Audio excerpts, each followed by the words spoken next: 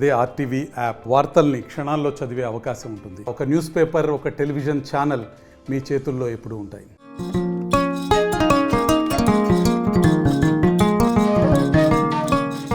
ఆషాఢ పౌర్ణమి రోజు సింహాద్రి అప్పన్న గిరి ప్రదక్షిణ కార్యక్రమం వేలాది మంది అలాగే లక్షలాది మంది ఈ గిరి ప్రదక్షిణలో అయితే పాల్గొంటారు. అయితే ప్రధానంగా ఈ గిరి ప్రదక్షిణ గురించి చరిత్ర ఏం చెప్తుంది, అసలు ఏంటి విశేషాలు, అసలు గిరి ప్రదక్షిణ ఇంత భారీ సంఖ్యలో ఎందుకు స్వామివారికి 32 కిలోమీటర్లు గిరి ప్రదక్షిణ చేస్తారు, అలాగే ఈ భక్తులతో స్వామివారు కూడా గిరి ప్రదక్షిణలో ఎందుకు పాల్గొంటారు ఈ రథం గుండా అని చెప్పి ఈ అర్చకుల్ని అడిగి తెలుసుకునే ప్రయత్నం అయితే చేద్దాం రండి.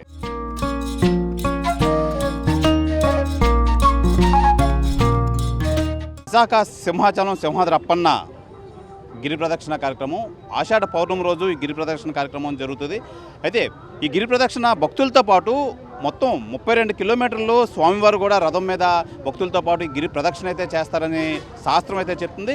అయితే ఈ రథం ఈ గిరి ప్రదక్షిణ సంబంధించి శాస్త్రం ఏం చెప్తుంది అని చెప్పి పవన్ కుమార్ ఆచార్యులు గారు మనతో పాటు ఉన్నారు, ఆయన అడిగి తెలుసుకుందాం. ఆచార్యులు గారు నమస్తే సార్.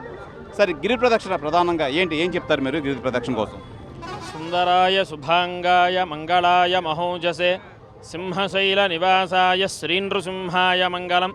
శ్రీ శ్రీ శ్రీ వరాహలక్ష్మీ నృసింహస్వామి వారు ప్రహ్లాద రక్షణార్థమై సింహగిరిపైకి వైకుంఠము నుంచి దూకి ఒక్కసారిగా పడిపోతునుండి ప్రహ్లాదుని రక్షించి ప్రహ్లాద రక్షణ స్థలం సింహాచలం. అటువంటి సింహాచలంలో స్వామి 32 రూపములతో అవతరించి ఆ 32వ రూపముగా వరాహ లక్ష్మీ నృసింహస్వామిగా ప్రహ్లాదుని కోరిక మేరకు ఆవిర్భవించి ఉన్నారు. ఆ ప్రహ్లాదుడు ఆ స్వామివారికి ఆరాధనాదులు జరిపిన తర్వాత కాలంలో స్వామివారి మీద పుట్టమట్టి బలిసిపోవడం చేత స్వామివారు భక్తులందరికీ కూడా కనిపించకుండా ఉండిపోయారు.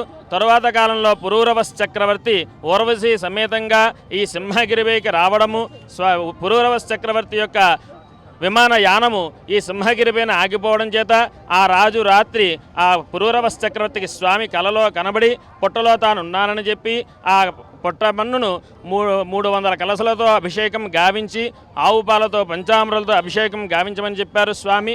ఆ విధంగా స్వామి చెప్పిన ప్రకారం ఆ చక్రవర్తి ఆవు పాలతో పుట్టని కరిగించగా ఆ లోపల కుందాభ సుందరదను పరిపూర్ణ చంద్రబింబానుకారివదనో ద్విభుజస్త్రినేత్ర శాంతస్త్రిభంగిలలిత క్షితిగుప్తపాద సింహాచలే జయతి దేవవరో నృసింహ. ఆ పుట్టమన్నులో స్వామి ఒక్కసారిగా మనం స్వామిని చూసినట్లయితే రథంలో ఆ లోపల తెల్లని మల్లెపువ్వు వంటి కాంతితో కుందాభ సుందరతను పరిపూర్ణ చంద్రబింబానుకారి పొన్నమి చంద్రుని వంటి మోముతో స్వామి సాక్షాత్కరిస్తూ ఉన్నారు. అటువంటి స్వామి సాక్షాత్కరించిన తర్వాత ఆ రోజు రాత్రి మళ్ళీ స్వామి కలలో కనబడి ఈ పుట్టమన్ను వందుగా శ్రీగంధాన్ని సమర్పించమని చెప్తారు ఆ చక్రవర్తికి. ఆ స్వామి చెప్పిన ప్రకారం ఆ చక్రవర్తి స్వామివారికి ఆ పుట్టమన్ను ఎంత బరువు ఉన్నదో అన్ని కేజీలు అంటే సుమారుగా 500 కేజీల చందనంతో స్వామిని మళ్ళీ పూర్ణంగా కప్పివేస్తారు. ఆ రోజు నుంచి ఈ రోజు వరకు కూడా ఏనాడైతే ఆ పురూరవస్ చక్రవర్తి స్వామి యొక్క పుట్టమన్ను తొలగించి స్వామి దర్శనం చేసుకున్నారో ఆ విధముగానే అక్షతృతీయ నాడు స్వామివారి యొక్క చందనము పూర్తిగా తొలగించి స్వామివారి యొక్క నిజరూప సాక్షాత్కారం భక్తులందరికీ కలుగుతున్నది. అటు తర్వాత స్వామికి 4 మారులుగా ఈ చందన సమర్పణ జరుగుతూ ఉన్నది. చందనయాత్ర అక్షతృతీయ రోజు రాత్రి 125 కేజీలు, తర్వాత వైశాఖ పౌర్ణమి, జ్యేష్ఠ పౌర్ణమితో ఈ యొక్క ఆషాఢ పౌర్ణమితో స్వామి పరిపూర్ణంగా చందనంలోనికి వెళ్ళిపోతారు. దానికి నిదర్శనంగా క్షేత్ర మాహాత్మ్యంలో ఈ గిరికి ప్రదక్షిణ చేస్తే భూ ప్రదక్షిణ ఫలితం లభిస్తుందని క్షేత్ర మాహాత్మ్యం చెప్పడం చేత స్వామి పరిపూర్ణంగా ఈ చందనంలోపలికి వెళ్ళడం చేత ఈ రోజునాడు భక్తులందరూ కూడా ఈ గిరి చుట్టూ ఈ సింహగిరి చుట్టూ ప్రదక్షిణ చేసి రేపు ఉదయం స్వామివారి యొక్క దర్శనం పరిపూర్ణంగా చందనంలోకి వెళ్ళినటువంటి శ్రీ సింహాద్రినాథుడి యొక్క దర్శనం చేసుకుని తరించి ధన్యులవుతూ ఉంటారు. స్వామి ఈ ప్రదక్షిణ 32 కిలోమీటర్ల అనంతరం ఈ రథం తదుపరి కార్యక్రమం ఏంటి చేస్తారు?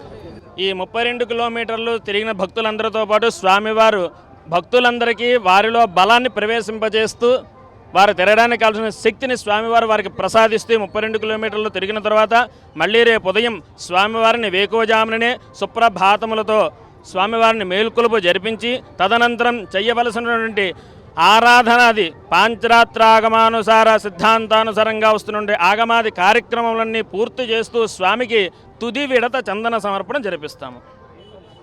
ఇది ప్రధానంగా అర్చకులు పవన్ కుమార్ అర్చకులు తెలియజేసింది ఏంటంటే గిరి ప్రదక్షిణ సంబంధించి మొత్తం అంతా చరిత్ర ఏదైతే చెప్తుంది, చరిత్ర సంబంధించి స్వామివారి విశేషాలు ఏంటని చెప్పి మనం క్లియర్గా చెప్పడం అయితే జరిగింది.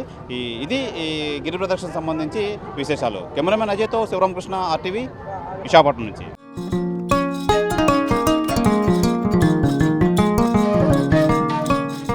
మరిన్ని వీడియోస్ కోసం ఛానల్ ని సబ్స్క్రైబ్ చేయండి. లేటెస్ట్ అప్డేట్స్ కోసం వాట్సాప్ ఛానల్ ని ఫాలో చేయండి. అండ్ లింక్ డిస్క్రిప్షన్ లో ఉంది.